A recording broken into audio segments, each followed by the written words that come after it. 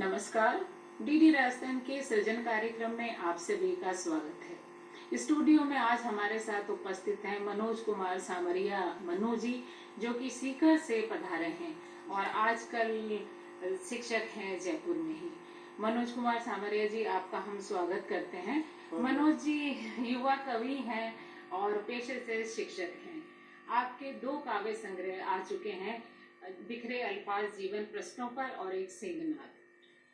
मनोज जी, आप सीकर से अभी पधारे हैं और जयपुर में वैसे आप कार्यरत हैं, लेकिन आपकी प्राथमिक शिक्षा कहाँ से हुई? सर्वप्रथम बहुत बहुत धन्यवाद निमंत्रण के लिए। मैं मूल रूप से सीकर लिसाड़िया का रहने वाला हूँ। मेरी प्रारंभिक शिक्षा प्राथमिक विद्यालय लिसाड़िया सीकर में ही हुई है। अच्छा जी, तो फिर आप जयपुर में आपका कब आना हुआ? कारोबार के सिलसिले में, काम के सिलसिले में, रोजगार की तलाश हमें जयपुर खींच लाई। बहुत अच्छी बात है। आप कविताएं लिखते हैं, तो कविताओं के संस्कार या लेखन के संस्कार आपने कहाँ से प्राप्त हुए आपको? लेखन के संस्कार बचपन से ही 15 अगस्त और 26 जनवरी पर होने वाले कार्यक्रम मुझे बहुत रुचिकर लगते थे और मैं उनमें प्रतिभागी के रूप में सम्मिलित होता था। वहीं से जब वीर रस की कविताओं को सुनते थे और उनका मंचन करते थे, मुझे याद है विद्यालय स्तर पर हमने पहला अभिनय किया था, साथी घर जाकर मत कहना, साथी संकेतों में समझा देना। वो मुझे अत्यंत प्रभावित कर गया और वहीं से लेखन के बीच संस्कार के रूप में पनप गया। यूँ कहा जाता है कि हर जो कलाकार होता है या जो एक लेखक होता है, उसे कहीं ना कहीं से कोई एक प्रेरणा स्रोत उसका होता है। कभी कभी यूं भी होता है कि प्रकृति ही प्रेरणा स्रोत होती है। तो आपका प्रेरणा स्रोत कौन रहा लेखन में? वास्तविक अर्थों में कहें तो संघर्ष ने ये सब दिया है मुझे।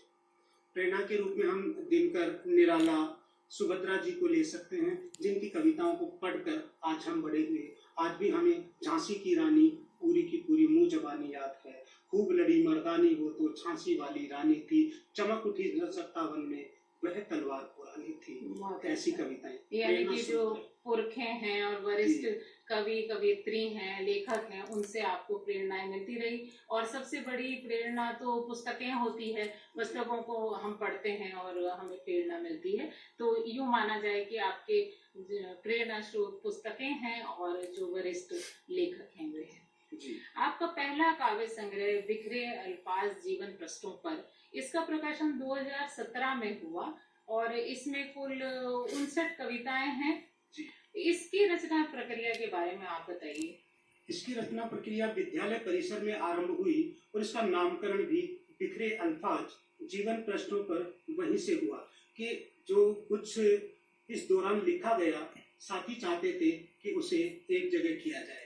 तो उन बिखरे हुए अल्फाजों को जीवन प्रश्नों पर संजोने की जो प्रक्रिया वहां पर शुरू हुई, वही आगे जाकर साहित्य की पहली पुस्तक के रूप में फलीभूत होकर आप सबके समक्ष उपस्थित हुई। इसके पीछे महत्वपूर्ण प्रेरणा आजाद पूरण सिंह जी राजावत हैं, जो वर्तमान में नीमा देवी पब्लिक स्कूल के प्राचार्य हैं। यानी कि जीवन से ही आपने प्रेरणा ली और ये काव्य संग्रह का नाम भी आपने बिखरे अल्फाज जीवन उन्हीं से अनुप्राणित होकर लिया और ये प्रश्न आपके जीवन के पहला संग्रह बन गया। हम आपसे पहला काव्य संग्रह जो आपका है, इसमें से कुछ कविताएं सुनना चाहेंगे, तो हमारे दर्शकों को आप कविताएं सुनाएं। सर्वप्रथम माँ का जीवन में महत्वपूर्ण हिस्सा होता है। मैं ये काव्य संग्रह माँ को समर्पित करता हूँ और उन्हीं को चंद पंक्तियां इसी काव्य संग्रह से रखता हूँ। माँ, जब मैं गिरता था उठाने भागती थी माँ। जब मैं गिरता था उठाने भागती थी माँ, जब मैं सोता था सिरहाने जागती थी माँ। अरसा हो गया मेरी हरकतों को बड़े ध्यान से ताकती थी माँ। आज मैं गलतियां करता हूँ, कोई टोकता नहीं मुझको। आज मैं गलतियां करता हूँ, कोई टोकता नहीं मुझको। वो एक दौर था जब मैं माटी खाता था, मुंह में झांकती थी माँ। जब मैं माटी खाता था, मुंह में झांकती थी माँ। एक वानगी देखिएगा, माँ जीवन में क्या हो सकती है। वेदों सी पुरानी पुराणों सी पावन, वेदों सी पुरानी पुराणों सी पावन, गीता और रामायण बन गई हो तुम। उपनिषद की ऋचाएं बनकर अर्थ जीवन का बन गई हो तुम। तुम्हें सोचना कि जैसे कुराने पाक पढ़ना। वाह। तुम्हें सोचना कि जैसे कुराने पाक पढ़ना, तुम्हें छूना कसम गीता की खाना। आहा। मेरी रूह का कतरा कतरा कर्जदार है माँ तेरा, मेरे मन मंदिर की मूरत बन गई हो तुम। बहुत खूब। माँ तो सृष्टि इसकी एक करता और है। वांगी मुक्तक के रूप में मैं देता हूँ कि पावन मूरत मन मंदिर की तुमसे लगन लगाऊं मैं। पावन मूरत मन मंदिर की तुमसे लगन लगाऊं मैं, आबद्ध तुझे कर गीतों में इनकी राग सजाऊं मैं। खल कामी मन पापाचारी भटके बन व्याधिचारी। खल कामी मन पापाचारी भटके बन व्याधिचारी, चरण कमल में ध्यान लगा माँ, चरण कमल में ध्यान लगा माँ, सोए भाग जगाऊं मैं। सोए भाग जगाऊं मैं। तो ये थी बिखरे अल्फाज में माँ को समर्पित। यूँ कहा भी जाता है कि जिस घर में माँ पिता का रहता आशीर्वाद, उस घर में खुशियाँ सदा रहती हैं आबाद। माँ तो सृष्टि की करता है। और एक आपकी कविता बहुत प्रसिद्ध हुई थी, बचपन पर है वो शायद, तो बचपन पे हम आपसे वही कविता हमें सुनाइए। जी, ये कविता कुछ यूं है, मैं कविता को शब्द रूप में आप सबके समक्ष रखता हूँ। जब मैं गया लौटकर मेरे बचपन के घर। देखो, एक अंतराल जो हमें शहर से गांव की दूरी का जो एहसास करवाता है वो देखिएगा, तो वो दर्द देखिएगा कि उससे दूर रहने पर क्या दर्द महसूस होता है। जब मैं गया लौटकर मेरे बचपन के घर, तो कुछ कहने लगा मुझसे एक एक मंजर। जब मैं गया लौटकर मेरे बचपन के घर, कुछ पूछने लगी मुझसे परती पड़ी भूमि बंजर। घर तक जाती घुमावदार पगडंडी ने मुझे पहचान लिया मेरी आंखों से, और गलियां भी देखने लगी मुझे जानी पहचानी निगाहों से। माटी को छूकर मेरा पांव माटी को चूमने लगा, अपनेपन का स्पर्श कर मेरा रोम रोम हंस के उन्माद में झूमने लगा। बुजुर्ग बरगद ने, पास के पीपल ने, कोने के अमरूद ने, आंगन के नीम ने मेरा हिलमिल कर अभिवादन किया। ये दृश्य मेरे घर का है। बुजुर्ग बरगद ने, पीपल ने, कोने के अमरूद ने, आंगन के नीम ने मेरा हिलमिल का अभिवादन किया, और घर के दरवाजे तो ऐसे खुल रहे थे जैसे दोनों बाहें फैलाए इंतजार कर रहे हो किसी का। बहुत अच्छी बात है। धूप पकड़ने दौड़ता बालक है नादान, सपनों और हकीकतों से है कितना अनजान, और इसी सपनों की दुनिया से निकल के आप शहर में आ गए। और आपने इसमें कविताएं लिखी, तो लिखते समय आपने किन किन चीजों को ध्यान में रखा, या विषय वस्तु कहाँ से आपने ली कविताओं की? कविता लेखन का मूल विषय समाज में जो उत्पीड़न, जो पीड़ा और जो वेदना का भाव देखा जाता है वो मिला। कहते हैं कि निराला ने भी कहा कि वियोगी होगा पहला कवि, आह से उपजा होगा गान, अश्रु में नेत्रों से छलकर बही होगी कविता अनजान। और मैं भी इसी बात पर दृढ़ संकल्पित हूँ कि कहीं ना कहीं गीत और कविता का जन्म दर्द से होता है, और वो पीड़ा वो अंतस में जमा रहती है, वही शब्द के रूप में प्रवाहित होती है। जी बिल्कुल। हम अपने आसपास के जो वातावरण है वहीं से, या परिवेश है वहां से ही विषय वस्तु चुनते हैं। आपने भी यही किया। तो आपकी ज्यादातर कविताएं क्या देशभक्ति से ओतप्रोत हैं, या श्रृंगार की कविताएं लिखते हैं आप? किस विषय में आपको लिखना अनुकूल लगता है? मूल रूप से मैं श्रृंगार में और वीर रस में लिखना अपने आप को सहज समझता हूँ। जी अच्छा, बहुत अच्छी बात है। सामाजिक सरोकारों से जुड़ी हुई रचनाएं और वीर रस से ओतप्रोत रचनाएं मेरी कलम का मुख्य विषय रही है। उस दृश्य की वानगी जो देखिएगा कि क्यों जो अंतराल हमें दिखाई देता है उसको कैसे पाटा जाता है। वो आंगन गवाह था हमारी शादी के मंगल अवसर का, वो चौक आज भी पुकारता है मुझे। वो चौक आज भी पुकारता है मुझे। वहां मैं कभी कभी देखता हूँ खुद को, तो कभी दिखते हैं मेरे हमजोली। और इस दर्द को देखिएगा, बार बार लांघे जाने वाली वो दहरी आज अभागन हो गई, और शहर में किराए की ये चौखट सुहागन हो गई। मतलब कि लौट लौट के वापस बचपन की ओर दौड़ता है हर जो कि एक लेखक मन होता है या कि कोई कलाकार होता है, उसमें संवेदनाएं ज्यादा होती है, तो आप भी भावनात्मक लगाव रखते हैं अपने गांव से। जी। आपका दूसरा जो काव्य संग्रह है सिंहनाद, वो किस सन में प्रकाशित हुआ? सिंहनाद 2019 में प्रकाशित हुआ और इसकी समीक्षाएं एक साल के अंतराल में ही विभिन्न समाचार पत्रों में प्रकाशित हुई। यूं कहें कि इसको दर्शकों ने, ये मेरा सौभाग्य, बहुत सराहा। युवाओं के लिए एक तरह से ये संजीवनी है। इसमें कुल कितनी कविताएं हैं सिंहनाद में? सिंहनाद पुस्तक में भी 59 के लगभग अंतराल में कविताएं हैं और मूलतः ये पूरा का पूरा संग्रह ही वीर रस पर ही आधारित है। आप जैसे 2 वर्ष बाद ही आपका ये काव्य संग्रह आया, तो आप मूलतः कविताएं ही लिखते रहे या आपने किसी और विधा में भी अपने जो लेखन किया है? मैंने मुक्तक, गीत, गजल, कविताओं के अलावा कहानी और लघु कथाएं भी लिखी।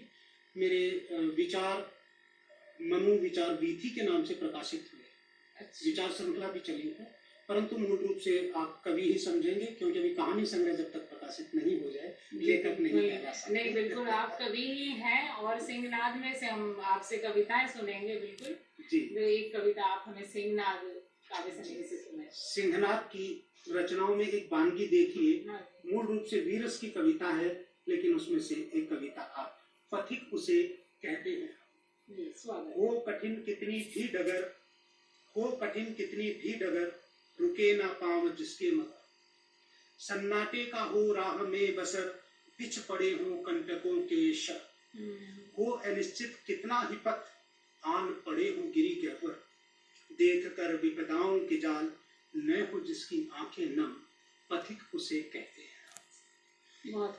आंधियां कितनी भी चले, अपने पथ से जो न टले, आंधियां कितनी भी चले, अपने पथ से जो न टले, उष्ण हो मार्तंड कितना, तेज में जिसके पले, उदित होते भास्कर सा, उत्साह जिसका न ढले, बाधाओं के तोड़ बंधन, मुकाम चूमने का हो जिसमें दम, पथिक उसे कहते हैं हम, पथिक उसे कहते हैं हम।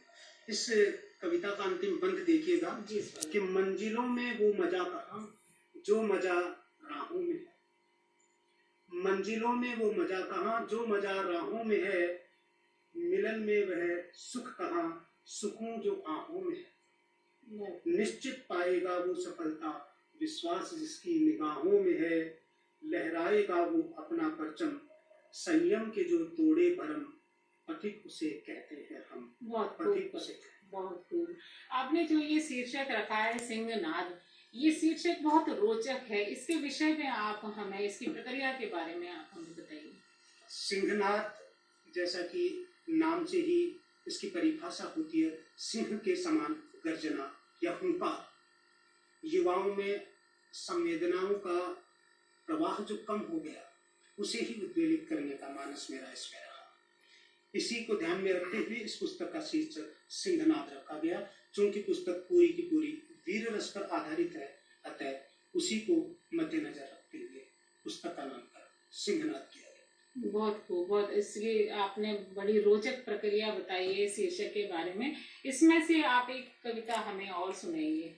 जी, देखिएगा, सिंहनाद पुस्तक से एक रचना जी। कुछ मोल चुकाना होगा, जो सोचा है कब पाया है। मनुष्य स्वप्न जाल बुनता है। यहाँ मुझे बच्चन जी की कुछ पंक्तियां याद आती हैं कि आंख में हो स्वर्ग लेकिन पांव पृथ्वी पर टिके हों, कंटकों की इस अनोखी सीख का सम्मान कर ले, पूर्व चलने के बटोही बाट की पहचान कर। तो उसी से आंदोलित ये कविता देखिएगा, तो कुछ मोल चुकाना होगा, जो सोचा है कब पाया है, इस मनुज को जीवन कब आया है, दुख का दरिया दिखे दूर तक, खुशियों का पल कब आया है।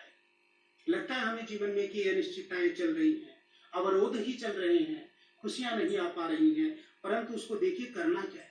इस समय शिला पर अहम भाव को शीश झुकाना होगा, लहरों का लुत्फ उठाना है तो कुछ मोल चुकाना होगा, कुछ मोल चुकाना होगा। ये जग सारा एक मंच बना, हम मंचन कब कर पाए। ये जग सारा एक मंच बना, हम मंचन कब कर पाए। अपने भीतर एक पात्र छिपा, ये चिंतन कब कर पाए। ये जीवन तो अभिनयशाला, कुछ खेल दिखाना होगा। हमें अंतस का बाहर से मेल मिलाना होगा, हमें मेल मिलाना होगा, कुछ खेल दिखाना होगा। और इसका बंद देखिएगा, जो जीवन में हर व्यक्ति अपने संघर्ष के दौर में इसको अपनाता है कि कांटों का बिखराव देख क्या राहें बदली जाती हैं, और चंद अड़चनों से भिड़ने को कब बाहें बदली जाती है। राहों में कांटों का बिखराव देख कब राहें बदली जाती है, चंद अड़चनों से भिड़ने कब बाहें बदली जाती हैं। ये बाधाएं श्रृंगार राह का, इनको अपनाना होगा, इनको अपनाना होगा। भीतर एक फौलाद जगाकर खुद को टकराना होगा, कुछ मोल चुकाना होगा। और इसका प्राण तत्व ये देखिए, अमृत सम इस जीवन को क्या हम घूंट घूंट पी पाए हैं। इस जीवन में जो जीवन है, उस जीवन को जी पाए हैं। अपने में खोए जीवन को हमें फिर से पाना होगा। देव रूप हम इस धरती पर, ये भाव तो लाना होगा, कुछ मोल चुकाना होगा, कुछ मोल चुकाना होगा। जी बिल्कुल, इस ब्रह्मांड ने हमें बहुत कुछ दिया है, तो इस ब्रह्मांड का अमूल और शुक्रिया हमें अदा करना ही चाहिए। आपका ये जो दूसरा काव्य संग्रह है सिंहनाद, इसमें 59 कविताएं हैं आपने बताया, और इसमें से कोई एक छोटी रचना हम आपसे बिल्कुल सुनना चाहेंगे। जी जरूर, मैं एक छोटी सी रचना आपको सिंहनाद पुस्तक में से देता हूँ। ये इसके एक वानगी देखिएगा। जी एक रचना छोटी सी सुना दीजिए। हाँ, देखिए, तुम उस पथ पर पांव नहीं धरना जिस पथ पर बिखरे शूल ना हो। तुम उस पथ पर पांव नहीं धरना जिस पथ पर बिखरे शूल ना हो, और नाविक की पहचान ही क्या जब धाराएं प्रतिकूल ना हो। तुम उस पथ पर पांव नहीं धरना जिस पथ पर बिखरे फूल ना हो, नाविक की पहचान ही क्या जब धाराएं प्रतिकूल ना हो। संघर्ष सिखाता है तूफान, पग मग में अड़चन लाता है। संघर्ष सिखाता है तूफान, पग मग में अड़चन लाता है। एक ख्वाब निराला मंजिल का जब नैनों से टकराता है। एक ख्वाब निराला मंजिल का जब नैनों से टकराता है। तूफान तो मंजिल का गहना, मन सोच यही रह जाता है। और जो पांव बढ़ाने के डर से चलने से पहले डर जाता है, मरा हुआ है वह नर भी, मरा हुआ है वह नर भी जिसका मन मर जाता है। कहने का तात्पर्य यह है कि जो मन में पहले ही निराश हो जाए, वो मंजिल तक नहीं बढ़ सकता। बहुत अच्छी बात बोली आपने। मैं आपसे एक बात जानना चाहूंगी यहाँ, कि जैसे कविताएं हैं और आप गीत भी लिखते हैं, तो गीत की क्या आपने कोई किसी से नहीं प्राप्त की है, आपने कोई शिक्षा, या आप खुद ही लिखते हैं, कैसे? गीतों के लिए मेरे आदर्श 2 नाम मैं यहाँ पर मंच पर रखना चाहूंगा। अशोक देव जी हैं, जो अच्छे गीत लिखते हैं, और अनुराधा पांडे जी हैं, जो गीतों में, और इसमें हम याद करें गोपाल दास नीरज जी को। यानी ये कि वरिष्ठों से आपने सीखा है। जी बिल्कुल, इनका सानिध्य मुझे इस रूप में मिला है। तो आप खुद युवा हैं, और देश के युवा शक्ति को क्या आप कोई एक संदेश देना चाहेंगे अपनी कविताओं के नजरिए से, और क्या ये चाहेंगे आपके जो भावी लेखक हैं, युवा लेखक हैं, कि उन्हें किस तरह से लिखना चाहिए, और एक आप अपनी कविता के जरिए उनको समझें? युवाओं के लिए मैं एक मुक्तक के रूप में अपनी बात रखना चाहूंगा कि क्या हम कर सकते हैं और क्या हमें करना चाहिए। मुक्तक देखिएगा। संभव हो तो सूनी आँखों को उजला सा सपना देना। संभव हो तो बूढ़ी आहों को, संभव हो तो बूढ़ी आहों को ईश नाम जपना देना। निर्वासित हो जो पड़े कहीं पर, बिना नाम पहचान लिए, मानवता के हित उन रिश्तों को घर आंगन अपना लेना। युवाओं से मैं चाहता हूँ कि आप समाज में आगे आए और देश हित में अपना योगदान करें। जी हाँ, बहुत अच्छी आपने बात कही युवाओं के लिए। आपने कहा कि ये भी कहानी संग्रह आपका नहीं आया है, लेकिन आप कहानियां लिखते तो होंगे ही। तो कविताएं, कहानियां हैं या गद्य पद्य दोनों लिखते हैं आप, तो आपको समय कैसे मिल पाता है? आप शिक्षक भी हैं। विद्यालय के बाद वैसे यूँ कहें कि समय मिलता नहीं है, निकाला जाता है। व्यस्तताएं बहुत होती हैं, लेकिन उसी में से हमें समय निकालना पड़ता है। लेखन हमारे प्राण है, यूँ कहें कि इनसे ही सांसें लेते हैं। जी हाँ, क्या ऐसा मैंने सुना है कि जो लेखक होते हैं उन्हें किसी भी समय कोई ख्याल आ जाता है, कोई विचार आ जाता है, और वे जब तक उसे कागजों पर, पृष्ठों पर उतार नहीं लेते और उन्हें एक बेचैनी सी लगी रहती है। क्या ऐसा ही आपके साथ भी होता है? बिल्कुल होता है। इसमें ना समय देखा जाता है, ना दिन ना रात। जब विचार श्रृंखला उद्वेलित रहती है तो कई बार, सत्य कहता हूँ, रात को उठकर भी 1 बजे 2 बजे भी कलम चलाएं। क्या कोई ऐसी कविता आपकी है कि जिसने आपको इतना बेचैन कर दिया हो और आप उसी वक्त रात में ही उठकर उसको लिखने बैठ गए हो? क्या इन 2 संग्रह में से कोई ऐसी कविता है आपकी जिसने बेचैन कर दिया हो आपको लिखने के लिए? जब मैं लिख रहा था जी, तो एक कविता मेरी ऐसी बन पड़ी थी जो अधूरी रह गई थी। अच्छा। और अचानक उसको पूर्ण करने के लिए मुझे पूरी रात में करवटें बदलता रहा। कुछ मुक्तकों के रूप में उसका निकार अंत में आया, अधूरा लिखा गया और फिर कई दिनों बाद वो पूरा हुआ। जी जी, उसको कहते हैं कि रचनाएं मन में पकती रहती है, अपने मस्तिष्क में पकती रहती है, लेकिन उसका जब समय होता है तभी वे कागजों पर उतरती है। तो वो कौन सी कविता थी जिसने आपको बेचैन कर दिया, वो जानना चाहेंगे आपसे। इस मुक्तक को देखिए, इसकी वानगी देखिए कि जो अधूरा रह चुका था वो कई दिनों बाद पूरा हुआ। कि गगन को नापना है दर, परों की जद बढ़ा लेना, और पताका शौर्य की लेकर गगन ऊंची चढ़ा लेना। गगन को नापना है दर, परों की जद बढ़ा लेना, पताका शौर्य की लेकर गगन ऊंची चढ़ा लेना। सिखा देना बुलंदी की सवारी का सबक सबको, विफलता का घना साया चमन से तुम हटा लेना। इसके 2 पंक्तियां इसकी बहुत पहले लिखी जा चुकी है, परंतु इसका अधूरापन कचोटता था, ये बंद बन ही नहीं पा रहा था। फिर बहुत दिनों बाद करवटें बदली, देखा, पृष्ठ बदले, कहीं जाकर इसका परिणाम सामने। बहुत अच्छा, लेकिन आपने वो पूरा तो किया, और यही नहीं, बहुत सारे पृष्ठ ऐसे रहते हैं जो अधूरे रह जाते हैं। बहुत सारे पृष्ठ ऐसे हैं जो अनखोले ही रह जाते हैं, अनसुलझे रह जाते हैं।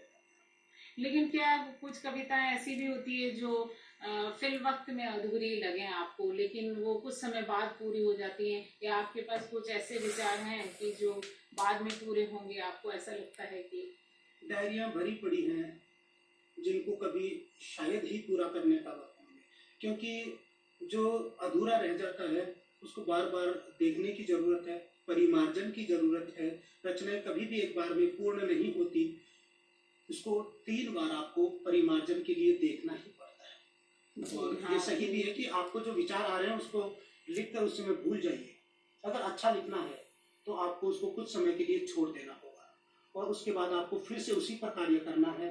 एक बार में कभी भी रचना पूर्णता को प्राप्त। तो ये ही आपने संदेश दिया युवाओं को कि अगर कोई मस्तिष्क में विचार है और वो अपूर्ण भी है तो उसको लिख कर रख लीजिए। और चलते चलते एक मुक्तक आप सुना दीजिए हमारे दर्शकों को। जी, एक मुक्तक देखिएगा। तिमिर घन तोड़ के साथी, तिमिर घन तोड़ के साथी, गगन में दूर तक जाना। सभी युवा साथियों को इसका संदेश है कि तिमिर घन तोड़ के साथी, गगन में दूर तक जाना। फकत दामन सजाने को सितारे तोड़ कर लाना। यकीनन नापना अंबर, परों की जद बढ़ाकर तुम। परिंदे हो, परिंदे हो, बुजुर्गों का भरोसा जीत कर आना। बुजुर्गों का भरोसा जीत कर आना। बहुत अच्छी बात कही आपने, बुजुर्गों का भरोसा जीत कर आना। और आपने ये बताया था कि जो बिखरे अल्फाज जीवन पृष्ठों पर आपने 2017 में लिखा था, उसके बाद 2019 में ये आपका दूसरा काव्य संग्रह आया। तो इस बीच में क्या 2 साल आपको लगे लिखने में? तो 59 कविताएं आपने इन 2 साल में लिखी।